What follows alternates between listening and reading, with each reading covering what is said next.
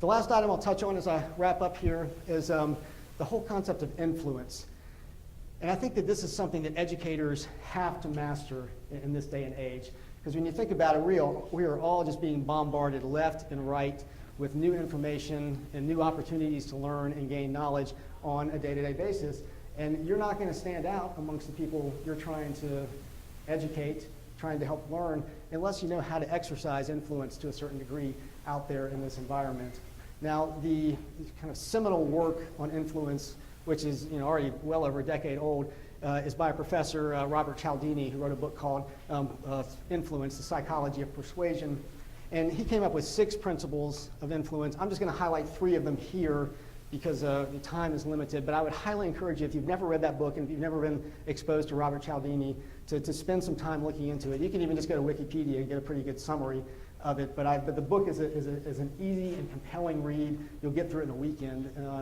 Just a lot of fun to read, but it also just gives you a ton of just good insights into human behavior. But 3 of the principles that he talks about, one is social proof. So when we're making decisions about doing something, we tend to look to other people and say, is Pam doing it? Is Michael doing it? And if those are people we know and trust, we're going to be much more likely to do it. I find it interesting. I go to a lot of organizational websites, and this is not confined to the association world again. This is, I think, is across the business world in general. You don't see enough testimonials. You don't see enough pictures of people like you. You don't see text testimonials or video testimonials. But if you expect people to engage with you and identify with you, you got to have that stuff. You got to make people feel like, yes, this is something that people are doing. It's just a fundamental principle of influence. Another one is reciprocity. If you give somebody something, they're going to be much more likely to at least listen to you and potentially engage with you and give back. And that might sound a little devious, but we do it all the time. It's just part of what makes life work. We do favors for people, and maybe we're not expecting something back, but the person we do a favor for is going to be much more likely to do something back for us. So keeping in mind that whole principle of reciprocity, and that goes along with that concept of the accelerant curve. When you give people stuff up at that top left of the accelerant curve, you are engaging in a reciprocity type transaction. You've given them something of value. And it doesn't mean they're going to automatically turn around and buy something from you or do something for you, but they're going to be much more likely to look to you the next time that they have a need. So that's part of the reciprocity equation. And then authority. We tend to trust people who have credentials, who seem to know what they're talking about. And I think, state societies sort of automatically have a certain level of authority. But I think in a lot of cases, we abdicate that authority maybe to speakers or to subject matter experts and don't retain enough of the sense of authority ourselves as societies. Obviously, I don't run a society, but I'm identifying with you. So really increasing that sense of authority in what we're offering, leveraging our own authority and leveraging the authority of our speakers and subject matter experts. And just one example on that to start wrapping things up.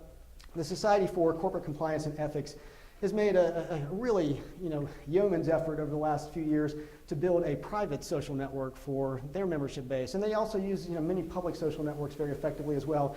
But Roy Snell, who is the CEO there, is very passionate about this. He really sees what's happening out there with social tools and the tools of the new web in general and how it can impact what he's able to provide to his membership base. So he really sees the function of his organization as needing to be a hub of knowledge and learning. But he knew that he wasn't necessarily going to just say that and his members were magically going to start participating in the community that he set up. So he was very deliberate and very active about drawing people into the community that they developed. And he did things like offering the first 500 people a fairly pricey book, Reciprocity. Right there, he's giving those people something. The book didn't cost him $55. It's something that they already had in their stock.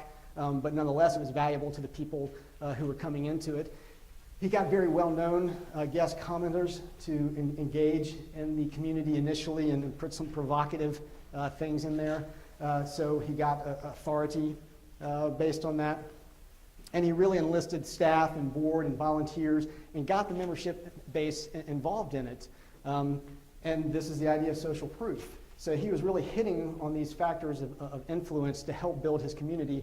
And the last time I talked to him, which was a few months ago, it was already up past 8,000 members, which is about a third of his membership base at that point. It was very active and very vibrant. So he really hit on this stuff, and there's a lot of great knowledge and learning. Again, this is the informal social type stuff that's going on there, but it's providing tremendous value to his membership base.